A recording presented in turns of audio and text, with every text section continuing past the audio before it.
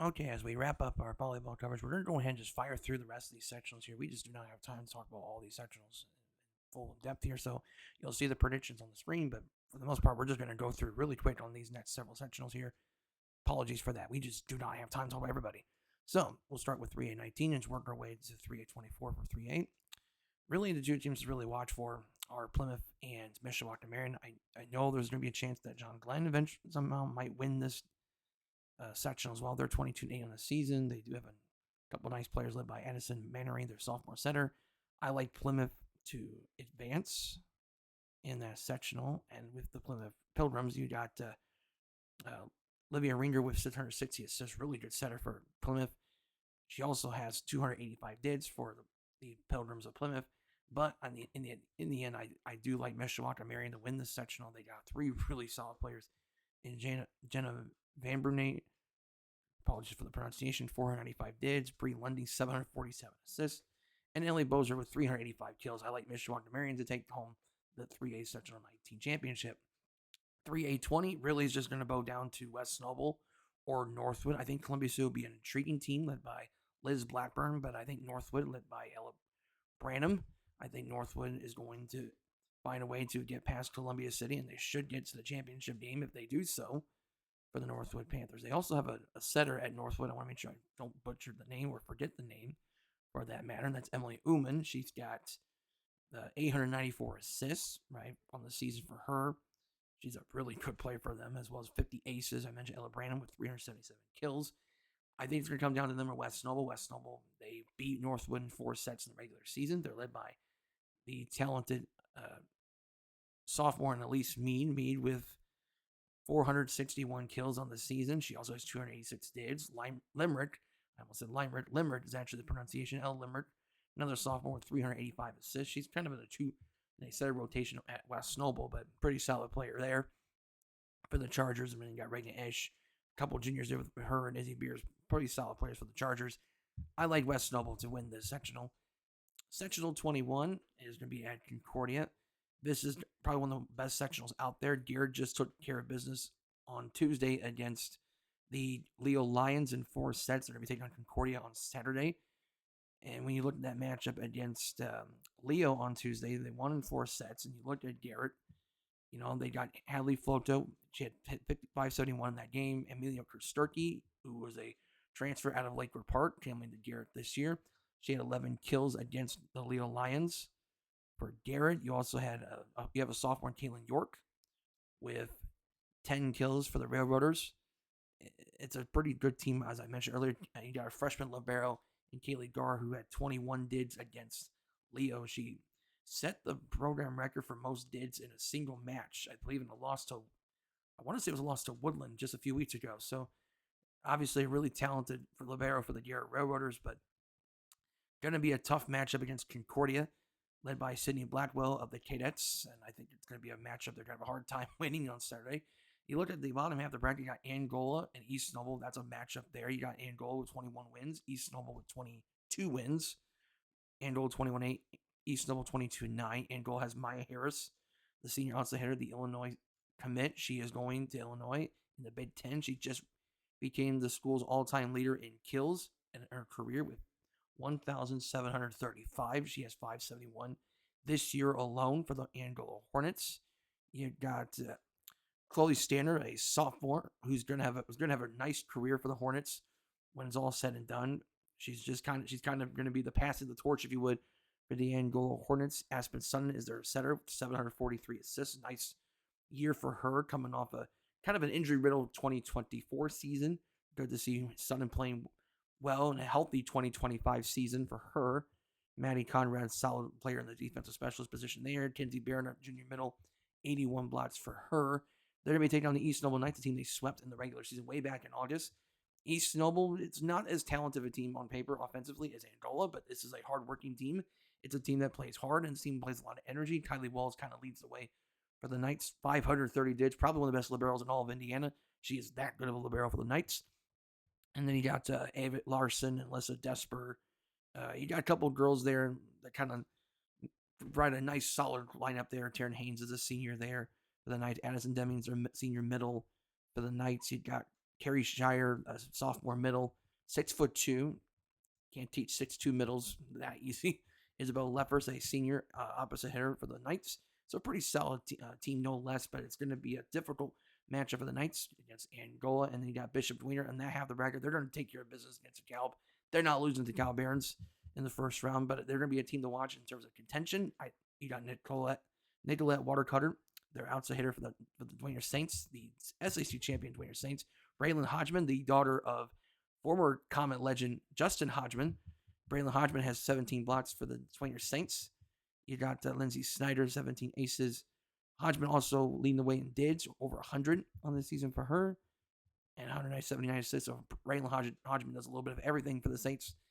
I like the Saints to beat DeKalb. I think it's going to be a competitive second-round matchup against Angola, but I think Dwayner's going to have the edge in this matchup. I think Dwayner's a little bit of an older team. They might be a little bit more well-rounded in all facets than Angola. Angola's the more talented team, but they have struggled to put together consecutive sets of consistency for a little while now, and I do have some concerns about the back row being maybe not being as experienced as it was in last year. And I think while the Hornets have done a good job adjusting to this team, this is a very difficult road to get back to the state finals, and this is a difficult section as it's always been. So I like Dwayner in 5 against Angola, and I think Dwayner wins the section. The last time Angola did not win the NECC, Dwayner won the state championship in 2020. Now, they're not going to win state this year. I'd be shocked if they do so, but I think Dwayner finds a way to get back and win the sectional championship. It's going to be a very close sectional because I think you can argue Dwayner, you can argue Angola, you can even argue Concordia. All 3 of those teams could win that sectional. Sectional 22, that's going to be at New Haven. Ole Miss is going to be a sleeper in that sectional. They're going to be playing tonight, which is Thursday, and they should take care of business against New Haven. Otherwise, we're really looking at Norwell or Heritage. Heritage won this sectional last year, and we expect a crash course of Heritage and Norwell to win this sectional. Remember, Heritage beat Norwell last year for the sectional title in 5 sets. 5 very close sets, no less. And you look at the Patriots, it's veteran team, mostly the same as last year. Letza Walters, their senior outside hitter. You got Lana Gutschall, their senior outside hitter / middle. Audra Bickles, their junior middle for the Heritage Patriots. Lane Bickle, just a freshman libero. 338 dids for her. Maya Ehrman, junior middle outside hitter, opposite her, miss everything for Heritage. 433 assists for her. Walter with 244 kills. While you got the Norwell Knights on the other half, and this is also a veteran team of their own. 26-5 record, one of the best teams in Norwell history. They're led by a solid senior class of Emma Vachon, their setter. You got Macy Saul-Frank, another setter, plays right side hitter. She's leading the way in kills this year with 292. Vachon with 669 assists for her. She also has 74 aces. Autumn Lee, a senior defensive specialist, with 283. And then you got Vanessa Rossworm, the future Indiana Wesleyan women's basketball player, 5'8", and having a respectable year. I don't think it's the same type of season she had, a year ago. And obviously she's been limited to just 37 sets played for Vanessa Rossworm, which is obviously unfortunate for her. But you look at this Norwell team, it's still a pretty talented Norwell team, no less. I think it's going to be close. It's going to come down to probably a Heritage Norwell final. Probably goes 5 sets. I'm leaning towards Norwell. I think that state championship run from girls basketball, it does have a huge impact for schools like Norwell. It's going to be close. It's really going to come down to the thinness of margins between Heritage and Norwell. I like Norwell in 5, but I can easily see Heritage repeat the sectional once again. Sectional 24, this is going to be at Newcastle. This is one of the harder sectionals to predict because when you look at the teams in the sectional, they are all playing different types of competition. They play conferences that are completely different, geographically speaking, different competition, different levels of it whatsoever. It's really hard to predict what the sectional is going to look like just because each team plays different types of competition, different styles, at different levels of playing field for this section. I mean, you look at this section, you got Delta, a battle-tested Delta team with 12 wins on the season. Newcastle around 13 wins for them. 16 wins, for Newcastle. They beat Jay County in, I believe it was 5. No, they beat them the first time 2-1. The second one was in 5 sets. But Jay County did get a nice draw, and they drew Connorsville as a semifinal matchup, even though Connorsville does only have 13 wins. Connorsville's a pretty competitive team in the Eastern Indiana Conference. And those were 3 close sets by Jay County, so they got to be careful of looking past Connorsville in that second round matchup there. Overall, I think when you look at the records, and it's hard to really do that with this sectional just because, the teams in that sectional, they play different. They have different roads to get to the playoffs and whatnot. And so they've played different competitions, and the records don't really tell you the whole story for those teams. I think really it bodes down to, I think Hamilton Heights may have just a little bit more talent across the field than that of the rest of the competition around in this sectional. You look at Hamilton Heights, they have 3 really good players: Macy Smith, Sierra Bramall, and Addie Doe. Doe Jr. Libero with 308 dids, Sierra Bramall, senior setter, 470 assists, and Macy Smith, senior outside hitter, with 475 kills. I think they're ranked 9th in 3A coming into the state tournament, which tells you they are a very good volleyball team for down in Hamilton County. Now, that being said, I think a lot of people didn't expect Jay County to win the ACAC, which they did in the regular season. And with Jay County, it's an older team, obviously. You got Hallie Schwederman, a junior. Really nice year for her with 176 kills. Very balanced offense for the Patriots. Got Paisley Fugit, 503 assists for her. Great senior year. Really great career all around for the setter. Paisley Fugit of Jay County. Lainey Molenkamp with 294 dids.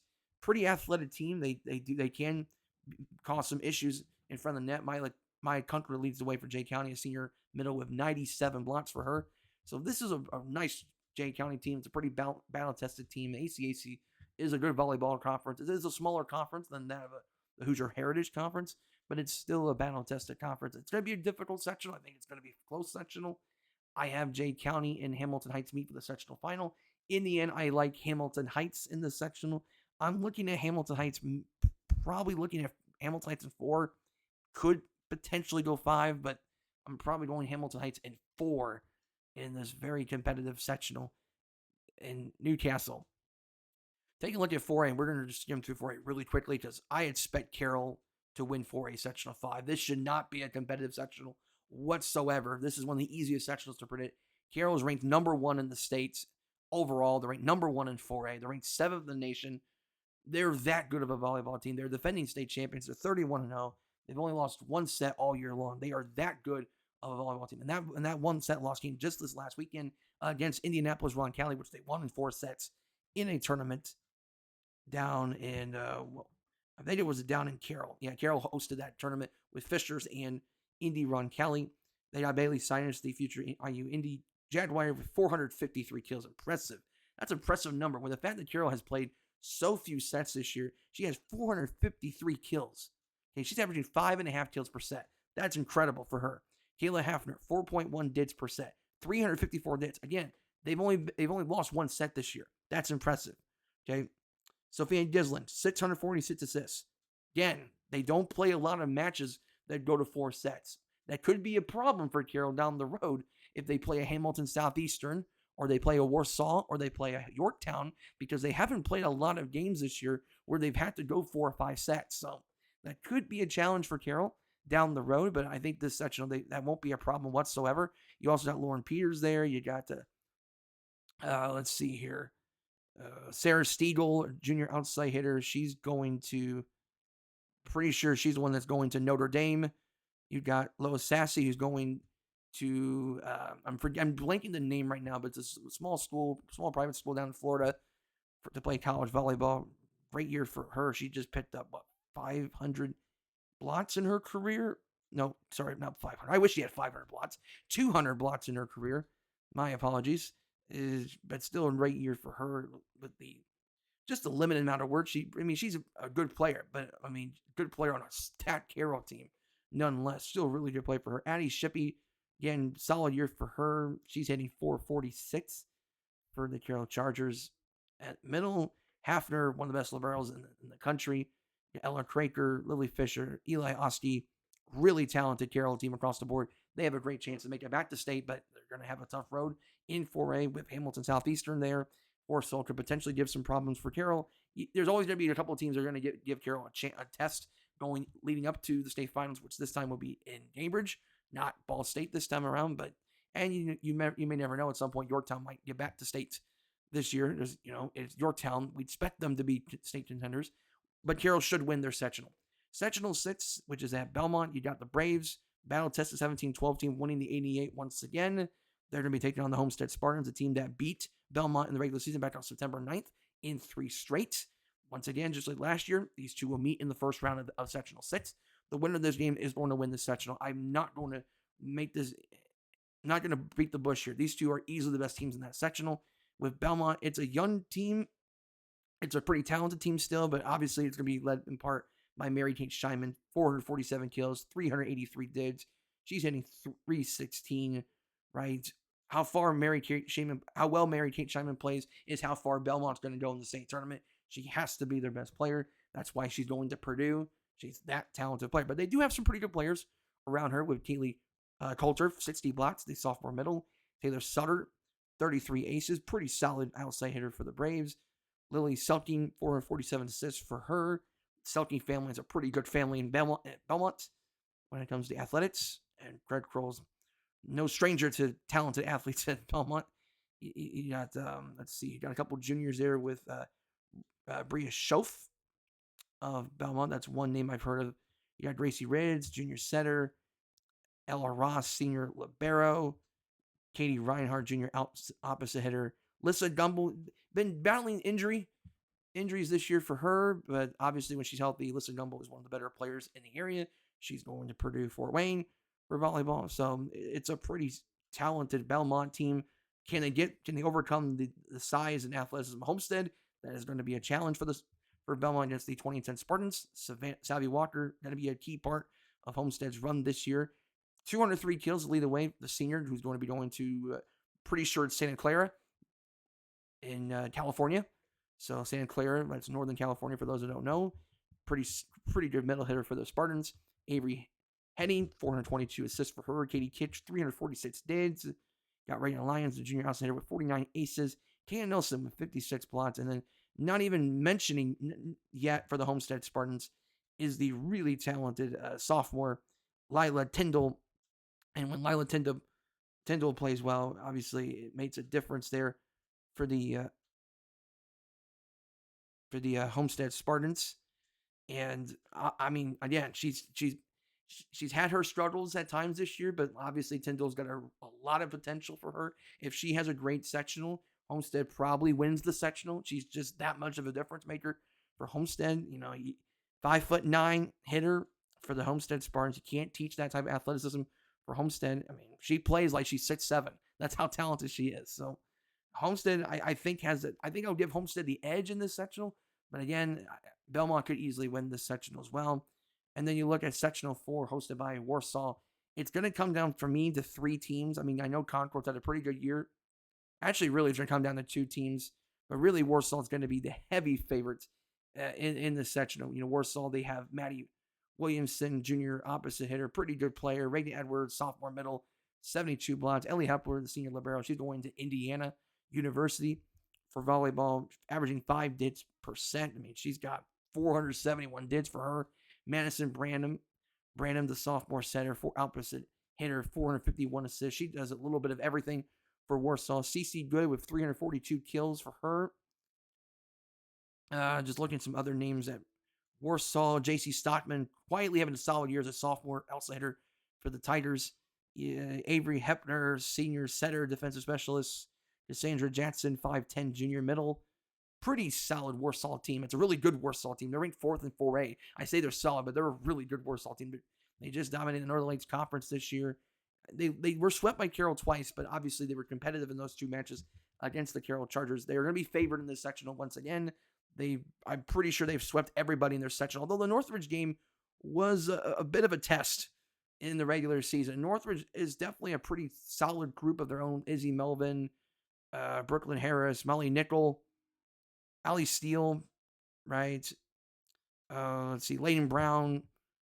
It's a good Northridge team that's only going to get better. They got a really good underclass coming up at Northridge, so they're going to continue to be competitive. Both them and Warsaw are going to be really good for the next few years because Warsaw is definitely not going to lose a step after this year with the Warsaw Tigers. Concord had a good year. I think they finished second in the Northern Lakes Conference. Pretty good year for them, but I think they've got a tough draw with Elkhart, and that's a good Elkhart team, 22-9 record for them. They have the solid setter in Riley Drummond. Drummond hitting 291. She also has 249 kills for the Tigers. Not Tigers. Golly, I got the Cats mixed up. Elkhart Lions, excuse me. Shania Stout with 65 blocks. Ava Pollard, 74 aces. Serenity Rodriguez with 224 digs. Pollard also has 441 assists. However, I think Elkhart's definitely going to run into some trouble with Warsaw in the sectional final. They were swept by Warsaw in the regular season contest back on October the 4th, just a few weeks ago. And Warsaw took care of them pretty handily in that game. It wasn't really that close. So I think Warsaw's going to have a test with Northridge on paper. I think Northridge will give them a little bit of trouble in that matchup on Thursday, which is tonight. But I do think Warsaw is clearly the better team. They should win this sectional relatively easily. I wouldn't say super easily because I think it's a good enough sectional that you can't really take these teams lightly. But I think when you look at Warsaw versus everybody else in the sectional, Warsaw is clearly the better team. If they can play to the level they are capable of, they're going to win this sectional. They are that talented. And Warsaw, if they serve the ball well, they are even more dangerous because, golly, they are just that athletic of a Warsaw team. And the thing is like they're not a super senior-laden team. They got plenty of underclassmen on this Warsaw team. They're going to be back next year.